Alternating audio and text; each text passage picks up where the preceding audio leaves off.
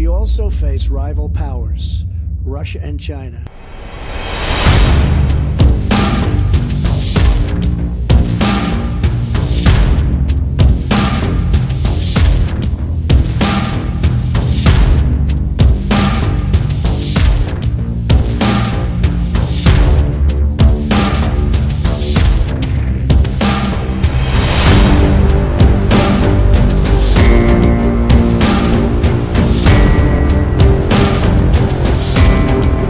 Former military officials claim China and Russia are together, hanging out, holding hands, practicing for military strikes against the U.S.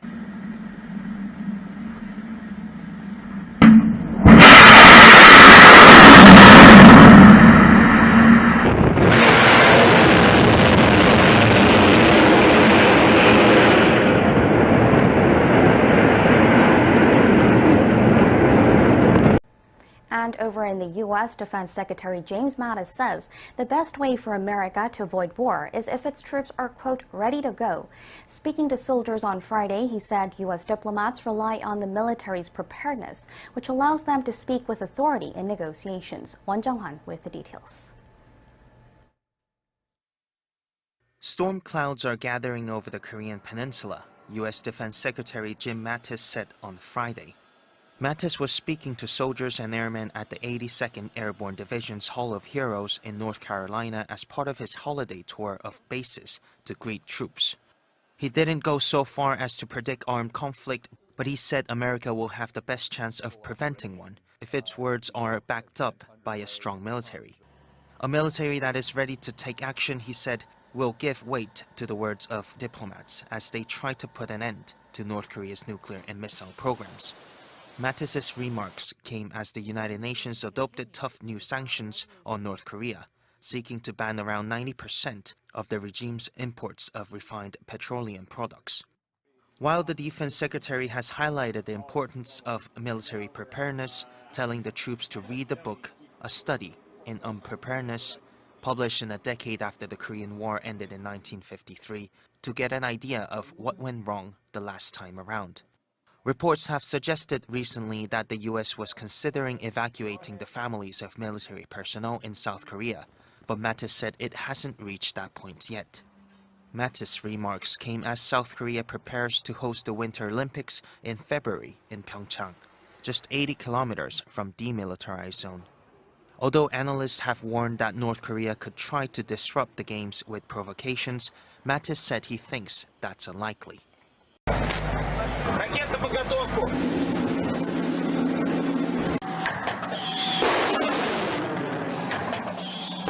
400 surface-to-air missile system.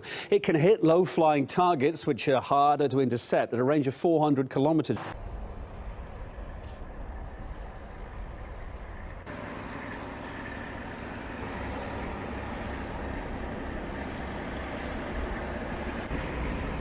Maximum target speed of that missile is 4.8 kilometers a second. Seek and destroy.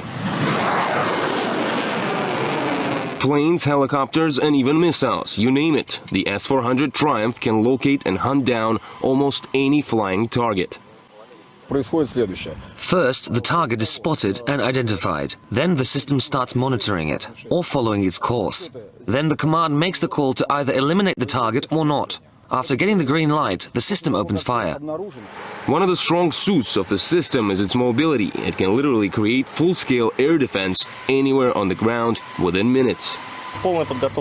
Preparation takes not more than 5 minutes, and everything's done by 3 people, 1 officer and 2 conscripting soldiers. The system can shoot down objects as small as a soccer ball, even if they're flying at supersonic speeds. Each S-400 system consists of several elements. One radar, which monitors the skies looking for targets, a second one, which follows specific targets, a command post, and the launcher itself, or the gun, as it's called here in the Army. Combined, the elements of the system can follow up to 300 targets, flying from as low as just a few feet above ground and up to nearly 40 miles high in the skies, which is pretty much around 6 times higher than the average passenger jet. The first S-400 systems are already in service, and along with the older S-300 and Panzer S, protect the skies over Moscow, St. Petersburg, and the central industrial region of Russia. It is planned that the S-400 will completely replace the S-300. Its production has already been ended. The S-300 is capable of intercepting targets not higher than 30 kilometers, which isn't enough since we're only covering small areas. But when the altitude capacity is raised, we can protect larger territories. Analysts say recent conflicts have shown how vital it is to have reliable defense, not only from threats from the skies, but from space also. And this is what the S-400 was designed to do. It can locate targets nearly 600 kilometers away and has a firing range of up to 400 kilometers. That's around 5 times more than its Western analog, the Patriot. There are no plans for exporting it just yet, giving Russia a chance for an unprecedented advantage against any threat from the skies for at least the next 20 years.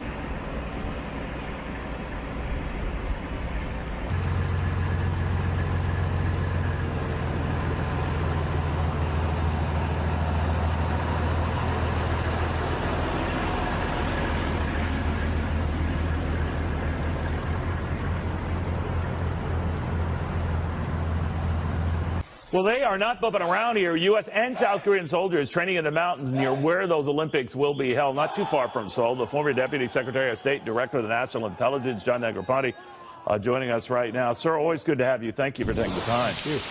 You know, I'm increasingly wondering whether there will be an Olympics. I guess it depends on the next missile test or what we do in response or what the North Koreans do after that. But what do you think? Well, I think this is not the time to flinch. I think we really need to go forward with these. I think the South Koreans are very capable of taking effective security measures, and we give them our full support in that. We've been drilling with them and getting ready, and I think that we can count on a safe Olympic Games, and if there is some kind of effort to disturb the games, I'm sure they'll handle that situation very well. What do we do in the event the North Koreans up the missile testing, though, especially right before the February start of these? Well, I mean, this is a very serious situation, and hopefully some kind of result will come from the efforts to pressure North Korea to abandon its program, or at least come to the negotiating table. I know there's a lot of diplomatic activity going on behind the scenes. I know there are efforts to enlist the support of the People's Republic of China. I think this is there's no silver bullet here, no easy solutions. You know, I wonder, though, yesterday when President Trump had his America First national security speech, laid out our strategy, one of the things he said of China was that it was a strategic competitor. Ambassador said it's pursuing policies of economic aggression that's aimed at weakening the U.S., and by association, Russia isn't much better. Whatever your individual thoughts on that, are we surprised then when China responds the remarks are reckless and irrational, and probably they're, at least verbally, less inclined to help us on this? What do you think? Well, I think it's a bit of a dilemma on both sides. I think China has engaged in some behavior that is harmful to us, particularly in the economic realm, trade, protection of intellectual property, and so forth. On the other hand, the question of the Korean Peninsula has been something that the United States and China have consulted upon quite consistently for the past 25 years.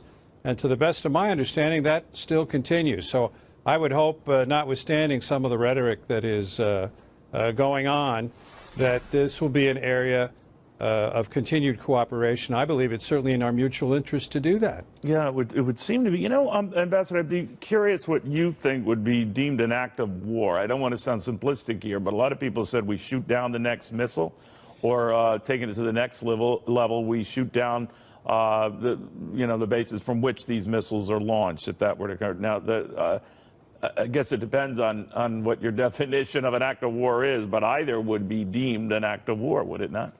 Well, I think the problem is that the more you contemplate a military approach to this matter, the more horrific or horrendous the outcome would appear to be, because there's probably no way, if it does come to blows, of avoiding some kind of retaliation by North Korea against South Korea, since the city of Seoul is so vulnerable to even conventional artillery attacks from the north. So I think once you go down the road of a military approach to these things, the going could get very rough. You know, the fear seems to be that anything economically we've tried, sir, has failed. Any promises we've tried to exact out of the Chinese have not come to fruition. Maybe behind the scenes that's just not true.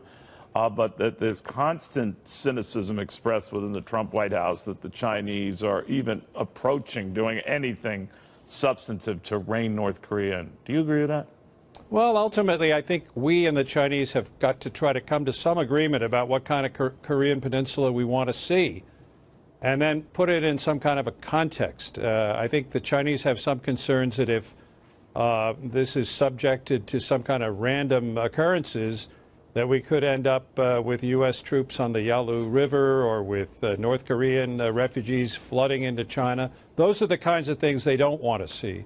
The only way I can see of avoiding that is for us and them to engage in intense diplomacy about the outcome that we want on the peninsula, and then work together along with our allies in Japan and South Korea to achieving that. I think it can be done, but it's a tough row to hoe.